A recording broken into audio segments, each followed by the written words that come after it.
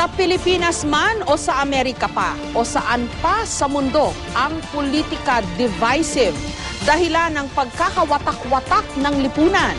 Matapos ang isa raw sa pinakamahigpit na eleksyon sa Amerika, sinasabing deeply divided ang Amerika, hating-hati sa pagitan ng Democrats at Republicans. Ayon din sa mga naunang analysis ng mga boto, makikita raw na nahati ang boto depende sa kasarian, edad at lahi ng mga botante.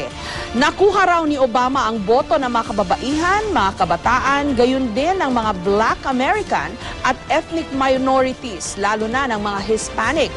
Nakuha naman ni Romney ang boto ng mga kalalakihan, ng mga white American at ng mga mas may edad. Gayunman, nakakatuwang maringgan ng maginoong concession speech ang natalong kandidatong si Governor Mitt Romney. Hinimok niya ang kanyang mga taga-suporta na isantabi ang politika at ipagdasal ang tumalo sa kanyang si President Barack Obama. Si Obama naman sinabing maging ang mga hindi raw bumoto sa kanyang pinakinggan.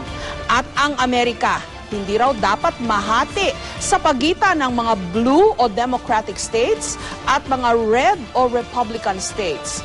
Sana magsilbing leksyon at inspirasyon ang mga sinabi ni Romney at Obama sa lahat ng mga politiko at namumuno.